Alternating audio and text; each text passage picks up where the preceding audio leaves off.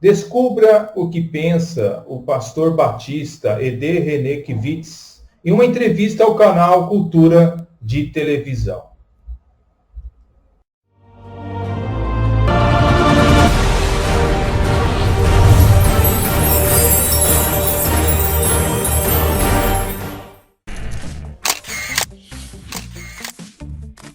Ô pastor, quanto custa a passagem de ida para o céu? Já está pago. Já está pago? Já tá pago. Mas é só... Jesus pagou. Esse aqui é o grande lance. Tem um pessoal cobrando pedágio, mas já está pago.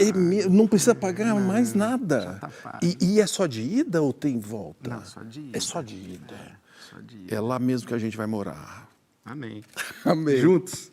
Pastor, obrigado. Muito obrigado pela sua coragem, pela sua sinceridade. Olá, seja bem-vindo a este canal.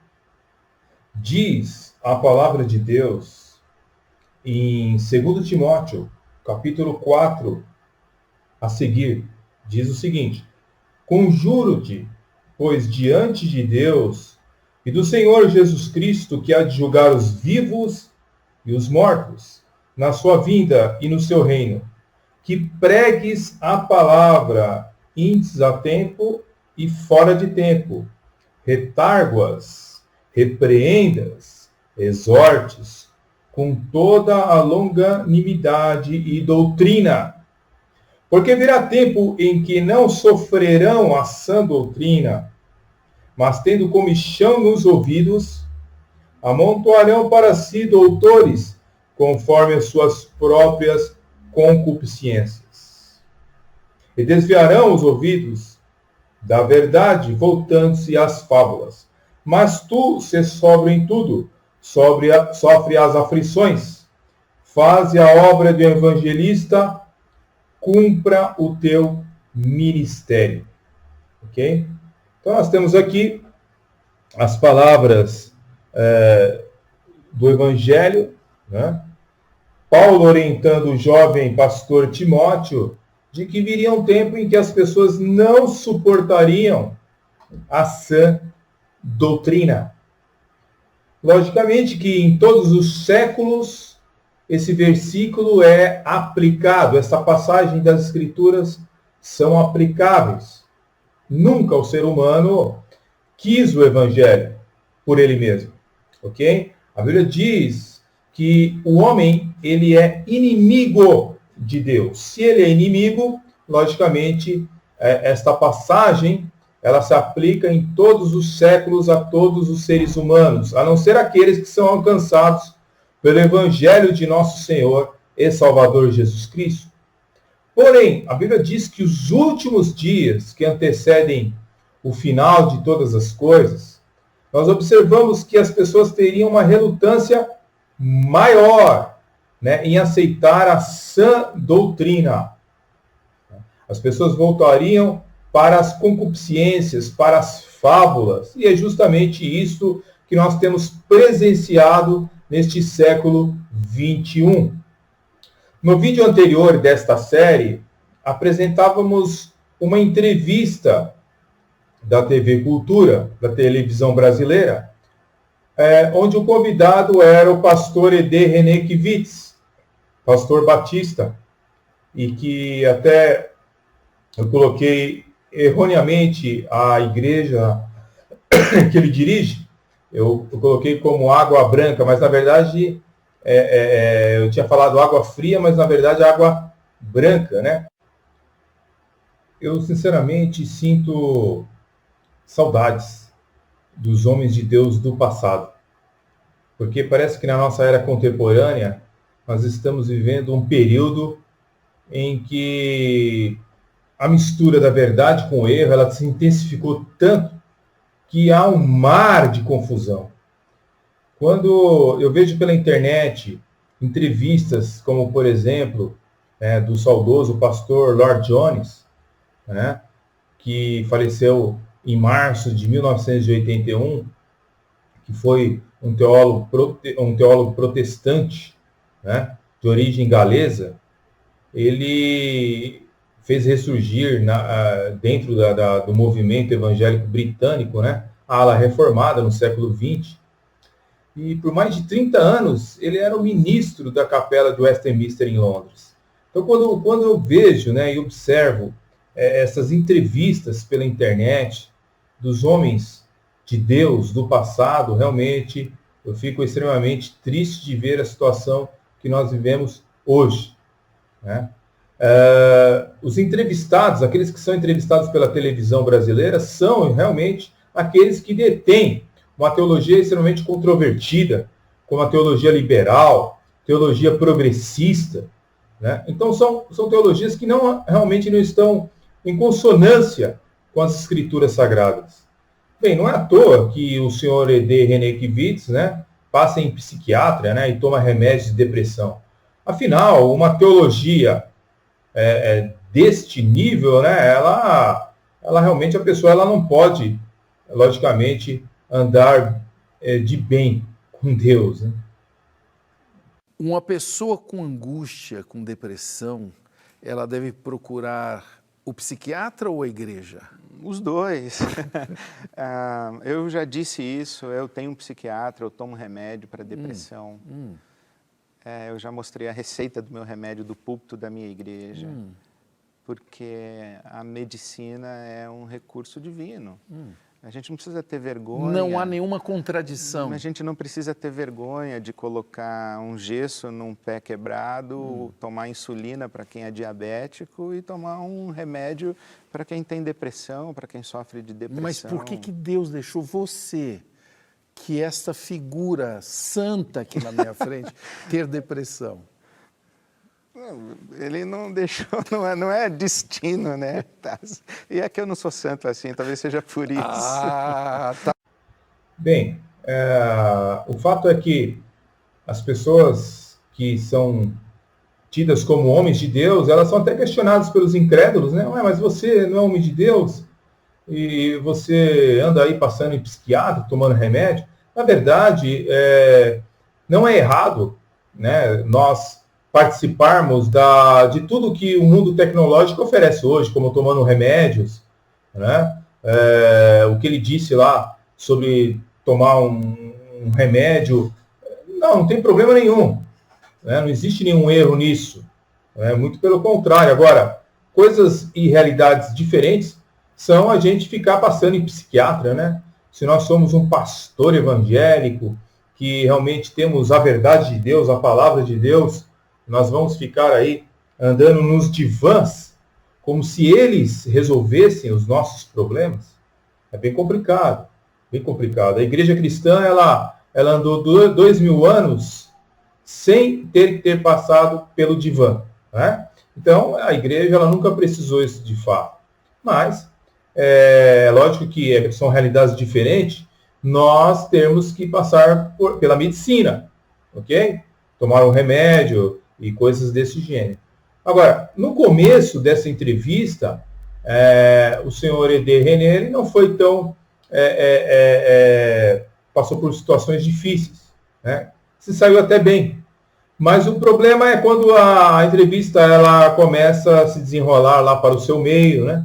E aí ele começa a ver a gente começa a ver a teologia dele, que é realmente uma teologia liberal, né? Uma teologia que realmente também, além de ser progressista, né? De linha esquerdista, por mais que ele diga que não, mas é isso que passa na entrevista, né? Na verdade, o mundo pós-moderno que nós vivemos, ele é um mundo relativista, né? Um mundo onde as ideias são relativizadas. E a Bíblia Sagrada, ela não é assim, né? Ela não tem essa metodologia. A Bíblia diz o que é e o que não é. Ok?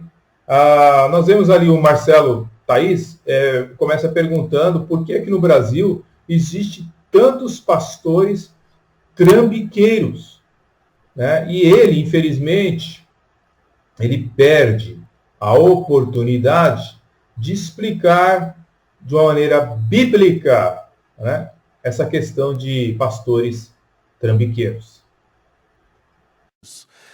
E eu aqui no estúdio, você aí na hashtag Provoca, nós vamos tentar entender as ideias e as práticas dele, o pastor E.D. René Kivitz. Bem-vindo. Muito obrigado. O Ed, Por que tanto pastor trambiqueiro no Brasil? Porque tanta gente trambiqueira no Brasil. Ser trambiqueiro não é um privilégio de lideranças espirituais ou religiosas. Ser trambiqueiro é um privilégio da raça humana. Mas ser dos humano, religiosos a gente não espera um pouquinho mais? A gente espera, mas talvez a experiência de falar em nome de Deus favorece uma certa prepotência humana mesmo. Silas Malafaia, Edir Macedo, Valdomiro Santiago são homens de Deus? Eu tenho dificuldade com eles, com a representatividade religiosa deles. Mas eu não ousaria julgá-los, não. Mas eu tenho muita dificuldade. Papa Francisco e Dalai Lama são homens de Deus? Já tenho mais simpatia por eles. Veja que interessante. Né? Você citou pessoas da minha tradição religiosa, evangélica, protestante, com quem eu não tenho tanta identificação, mas citou 2 homens que eu tenho admiração. O que eu devo fazer para não ir para o inferno? Você deve descansar na misericórdia e no amor de Deus, porque ir para o inferno ou não ir não depende de você, depende dele. Deus é bom. Ele vai me perdoar. Deus é amor. De viver aqui dentro desse tubo infecto, como eu digo, espero da que televisão. Sim, e assim eu creio. Essa é a obra de Jesus, né? Essa é a cruz. Deus estava em Cristo reconciliando consigo o mundo, é isso que diz o Evangelho. Deus prova o seu amor para conosco, homens pecadores, como nós dois, em que Cristo morreu por nós. Então, essa é a mensagem da cruz. Deus está a nosso favor, não está contra nós. Ana. O que ele poderia ter explicado para Marcelo Thaís é a questão bíblica da coisa, né? Por exemplo, a Bíblia Sagrada, ela nos mostra e nos apresenta que existiriam falsos profetas, falsos pastores. Né? A Bíblia diz em Mateus capítulo 7, versículo tão conhecido, Mateus capítulo 7, verso 15 a 20. Acautelai-vos, porém, dos falsos profetas, que vêm até vós vestidos como ovelhas, mas interiormente são lobos devoradores. Por seus frutos o conhecereis. Porventura colhem-se uvas dos espinheiros ou figos dos abrolhos? Assim, toda árvore boa produz bons frutos, e toda árvore má produz frutos maus. Não pode a árvore boa dar maus frutos, e nem a árvore má dar frutos bons. Toda árvore que não dá bom fruto, corta-se e lança-se no fogo. Portanto, pelos seus frutos os conhecereis. Nem todo que diz Senhor, Senhor, entrará no reino dos céus, mas aquele que faz a vontade de meu Pai, que está nos céus.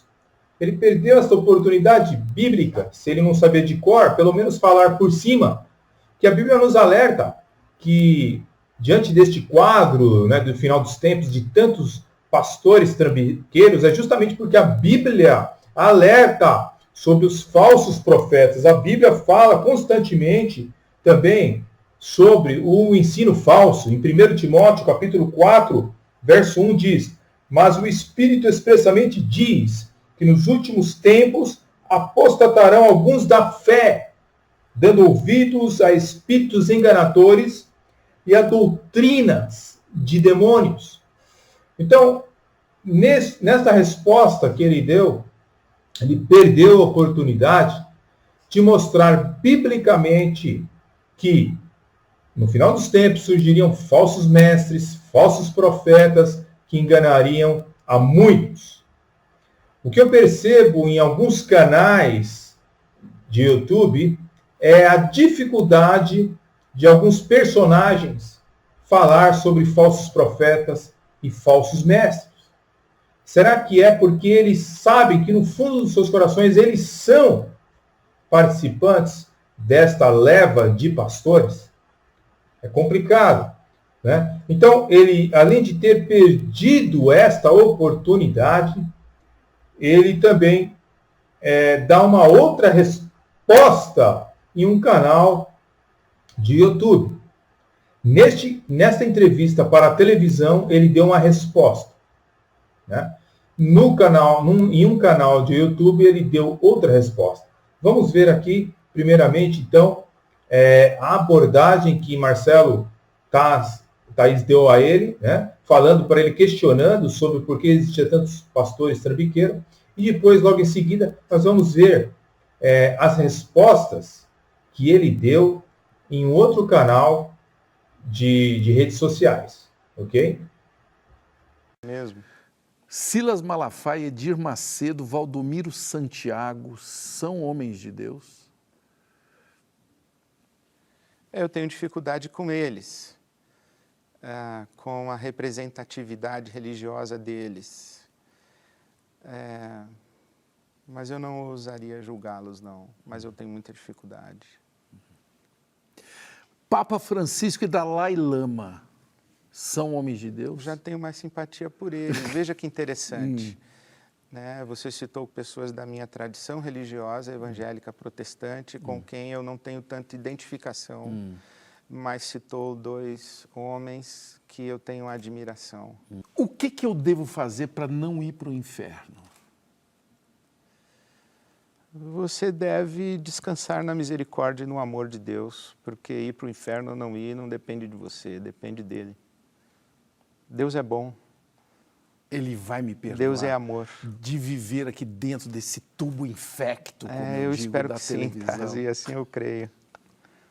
Essa é a obra de Jesus, né? Essa é a cruz. Deus estava em Cristo reconciliando consigo o mundo, é isso que diz o Evangelho.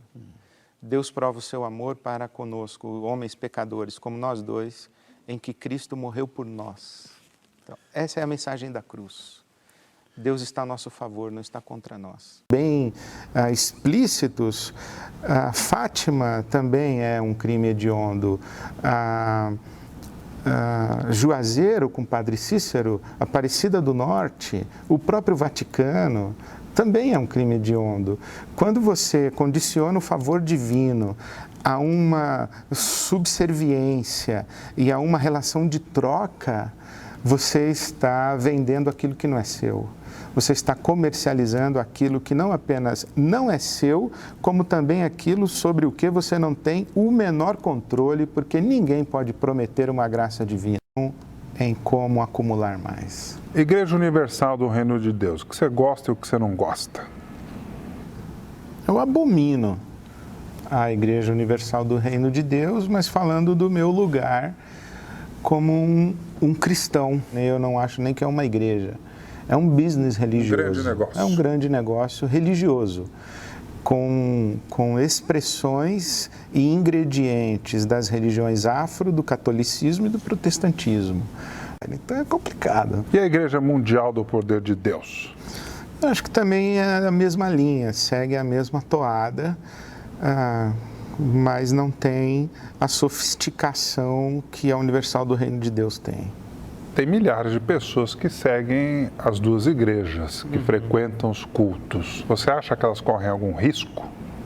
Elas estão sendo abusadas espiritualmente, religiosamente, emocionalmente. Financeiramente também? Financeiramente, economicamente. Elas estão seguindo uma religião que está muito distante do espírito do Evangelho. Bem, nós podemos, então, verificar 2 respostas, né, bem diferentes, uma da outra. Né? Em uma resposta, ele foi extremamente educado, polido, e evitou falar de fato quem era Edir Macedo, Valdomiro Santiago e todo esse pessoal. Já num canal, né, em entrevista no YouTube, ele já falou com outro tom, um tom diferente, mostrando de fato quem é Edir Macedo, Universal, Valdomiro Santiago, né? E nesse primeiro momento, na entrevista a Marcelo Thaís, ele fala que tem até mais apreço pela Igreja Católica, né, do que pelos seus contemporâneos, né, assim, aqueles que são de linhagem protestante, entre aspas. Bem, o porquê essa maneira de se expressar? Por que não uma só maneira de se expressar? Quando você chega diante de uma rede de televisão, fale o que você pensa. Fale que realmente são falsos mestres, falsos profetas. Por que tem que ter essa maneira de omitir os fatos? É complicado isso daí. A gente fica observando que os teólogos liberais e que todo esse pessoal de teologia progressista de esquerda, eles procuram praticar o politicamente correto, né? E muitas vezes entram em confrontos com eles mesmos. Isso é muito perigoso, muito danoso para o meio evangélico.